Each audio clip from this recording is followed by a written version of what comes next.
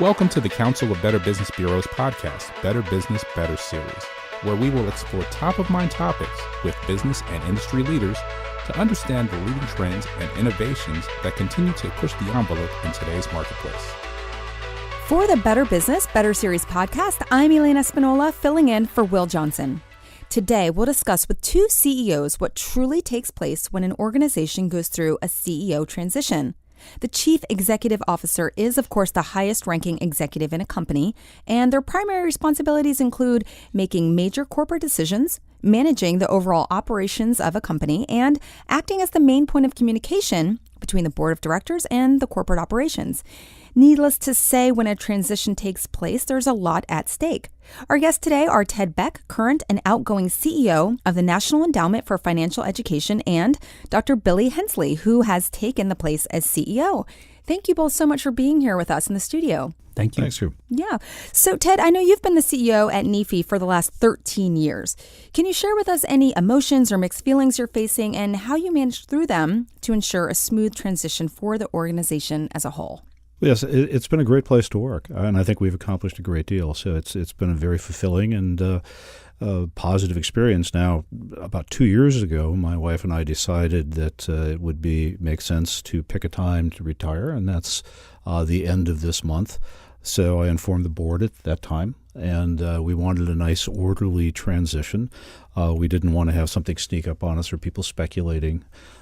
So it hasn't been a tough transition because I think that the quality of the people with the organization is so strong. But what I have to focus on is turning over the healthiest organization I possibly can to Billy and the board and the staff so that they can keep doing the work that I think's been so positive. So really focusing on momentum, morale, and making sure that it's as healthy as it can possibly be has really been the priority. And that takes any sting out of it. Sure. And so it sounds like it's rather smooth. You've given yourself some time, as you said, 2 years. You've given everyone some time. When you first became CEO at NEFE, what was that transition like for you? And did you face any challenges early on? Well, it was really an interesting. I came from the outside, so I did not really know NEFE. I didn't know the people. I didn't know the details of the organization. So I had to learn those quickly. Now I'm on my third career, so every other time I'd taken a job, it was available because something was broken. And I came to NEFE and I kept on looking for what was broken, and nothing was broken. It was a very strong organization, very good people.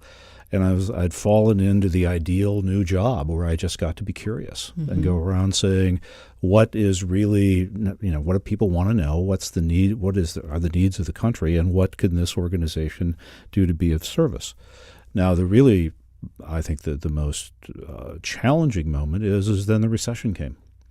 So suddenly the whole idea of personal financial responsibility, protecting yourself became a national priority.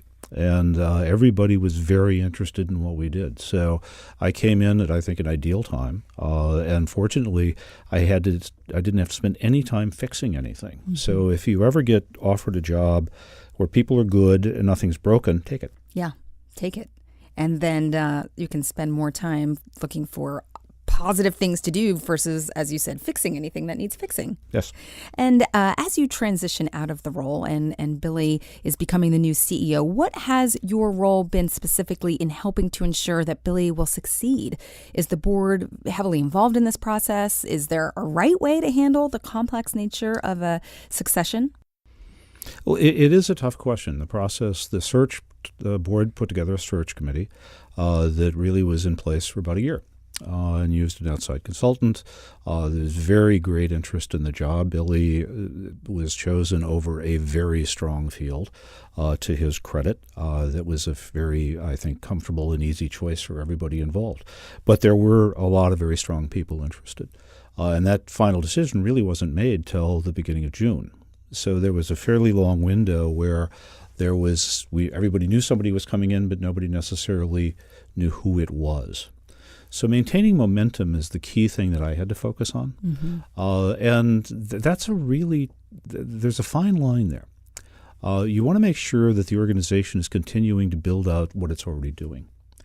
But also, if something new is coming along that you really think might be applicable and you want to start that could be a major change for the organization. So, for example, we were looking at how to refocus our technology. Should we combine some of our efforts just to be more efficient? Now, we couldn't just wait and say, well, let's let the next CEO worry about that. On the other hand, we really didn't want to put something in place that person might disagree with. Sure. So the solution was, let's go ahead and do the homework. Let's do all of the research on how we might make changes, and then give those to the next person so that they can implement their vision. But for me to make a decision at the 11th hour that somebody else had to live with and potentially unravel would have been a mistake. Yeah. So it's keep momentum, but don't commit to something that might have to be changed when a new person's in charge. Sure. Well, great advice for anyone who might be listening in their organization going through something very similar. And Billy, congratulations on your new executive position as CEO at NEFE. Can you share your thoughts on adjusting to a new and aggressive learning curve? Well, thank you, Elaine. I appreciate that. I'm very excited about this transition and the new role for me at NEFE. You know, I was at NEFE for 8 years as Senior Director of Education. And, you know, as far as my thoughts on this, you know, I'm very fortunate because 3 reasons. I had a great mentor in the gentleman who's sitting here with me today. We have a very strong staff, and I know the programs really well in my current role with research and program development and so forth. But then there's the other side of that learning curve that you mentioned, catching up on the aspects of the operations. And in the current position, you know, I wasn't really involved in the investment side of our work and the pension management side of our work and the benefits management side of our work and so forth. And learning the details, the day-to-day details of the operations has been where I've been focusing my time because, again, I've been fortunate to know that. Sure. And, you know, as you mentioned, you're learning the new financial and operational situations with NEFE. What about some of the specific cultural, political, and personal goals? I know you've been there for 8 years, but how, you know, important is it, achievable is this for the new CEO to grasp and then incorporate into your strategy? Well, I think it's important that the staff see me as the CEO and not as the research guy, you know, as the person who's working on programs. And again, like Ted mentioned, you know, that transition is, you know, in a way you have to sort of manage the personality side of it. For me, kind of the expectation of not getting involved in the operational details of the department that I've been overseeing and being the CEO and seeing the organization and how decisions impact us all, not my own department, and managing that personally as well as for the staff. But also thinking about the topic of financial literacy and where we're going and the technological changes that are happening in the field, and also worrying about, you know, topic fatigue as the economy gets better. Do people get lazier about their personal finance and so forth? Sure. You know, let's talk about something that happens within an organization sometimes when there's a change in leadership, and that is that sometimes employees feel anxious. Mm-hmm. You know, they have been following your leadership, they know your style, they know what to expect, and then, you know, they understand someone new is coming. Do you sense that within NEFE right now, any kind of anxiety, I guess, or, you know, and then also how do you balance that employee morale as you transition? Yeah. Well, I think with any transition, there's some level of anxiety of the unknown. Even though I'm a known entity with the staff, I think thinking about what will my priorities be and how will I, you know, facilitate those things, and looking forward to planning and getting into the next budget planning cycle and how that they will do that. For me, the 2 components of this, especially the first several months, is spend a lot of time listening and spend a lot of time being open and communicating. Not only what I know or what I'm thinking, but to solicit feedback and have an open dialogue. And in transitions that I've been in the past, whether that be other foundations where I've worked or in higher education, when it is done really well, the communication has been very clear. Yeah, that makes sense. Communication, transparency, that I would think would put some anxieties at ease for anyone who's kind of wondering if anything's going to change with their particular role, just having an understanding and feeling like they can openly communicate and understand what's going on. That makes a lot of sense. Speaking of financial literacy today, what are both of your thoughts on the landscape of that industry, and what challenges and opportunities do you see for the industry, also for the community and other nonprofits today? Yeah, Ted? Well, it's a very interesting time. We talked about the recession a minute ago. That really created financial literacy as a high priority. The question is how do you maintain that? And how do you maintain that focus? There's been a lot of discussion around strategy. There's been a lot of events here in Washington that have really driven some of that thought process. President's councils, the formation of CFPB, the research focus, which has been so important because the researchers really stepped up. But there's a transition going on. Now is a question about how do you start to implement some of those good ideas that have been developed. So I personally think there's going to be somewhat of a shift down to the focus on what's going on in the states.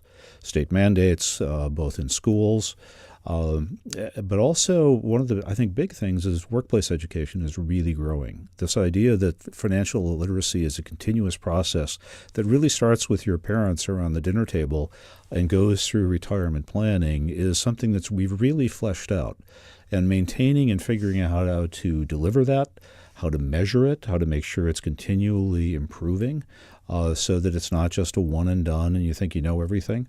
That maintaining that momentum at really the grassroots level, I think, is very important. Plus, there's other communities, the people with disabilities. We haven't really done enough work around financial capability training with that community, or people in the social work services area. So there's lots of ways to build out what we're doing and expand that message so it covers the entire population. And one of the major changes that I hope we can maintain is the role of media has been really critical over the last 10 years. People want answers on how to protect themselves. The priority is no longer, the American dream isn't having a house. It's now, and we have actually data to back this, it's having enough money to retire. So maintaining that minimum, maintaining the high priority that media has given to what the work we're doing, I think is a really interesting challenge for us. Interesting. Okay. Yeah. Combating topic fatigue and meeting people where they are. Sure. How are people seeking out information, and how can we adapt to that ever-changing landscape? We don't want to be just catching up. We actually want to be on the forefront of that, specifically for our topic, but for education interventions in general. Sure. Well, Ted, obviously you have been in the business of helping other individuals financially plan for all stages of life, including retirement. And so we have no doubt that you have properly prepared for your future, and we wish you much success and enjoyment as you move on. Congratulations on your retirement. As you said earlier, we'll see how long it is before you have a new career, because you like to keep yourself very busy. But best of luck on your sailboat. Thank you. As you mentioned. And Billy, we wish you tremendous success as your new role as CEO at the National Endowment for Financial Education.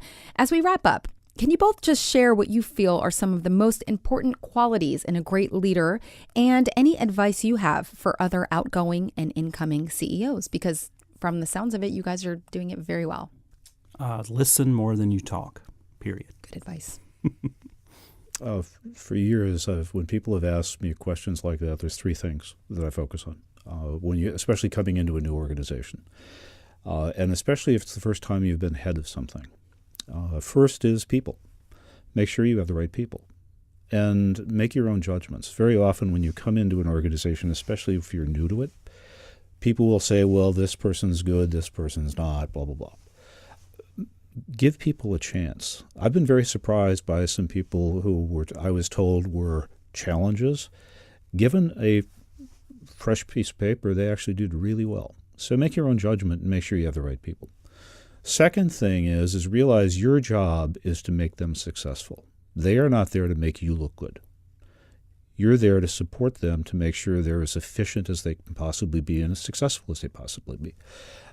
So it's not tops down, it's bottoms up. And if you're not looking out for the people in the organization and making sure you're giving them that support, your probability of success has just dropped a lot. Sure. And the third thing is when people do things that are really impressive, give them credit for it.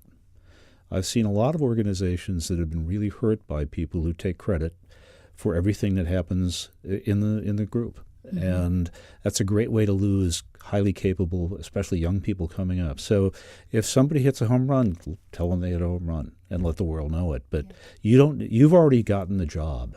You don't need to go around and tell everybody how great you are. Let them know your people are really good. Yeah. Well, excellent advice, and I can see why you have been so successful in your career. Thank you both so much for joining us today. It's been a pleasure and a really fun conversation, and one that I hope is inspiring and helpful to others in your same position. If you would like to learn more about the National Endowment for Financial Education, you can visit their website at www.nefe.org. For the Better Business, Better Series podcast, I'm Elena Spinola, filling in for my colleague, Will Johnson. I'm the host for the Bistro podcast, which is the consumer channel for the Better Business Bureau. You can download both channels on iTunes for free anytime, and we hope you do. You just enjoyed Better Business, Better Series podcast. Be sure to tune in next month for a brand new episode. To learn more about our other shows, visit betterbusiness.blueberry.com. That's betterbusiness.blueberry.com and subscribe. The thoughts and opinions expressed on this podcast are the views and opinions of the guest, not those of the Better Business Bureau, Council of Better Business Bureau, or program affiliates. This podcast is for information and educational purposes only and is copyrighted with all rights reserved. This podcast is protected by Blueberry's Terms of Service.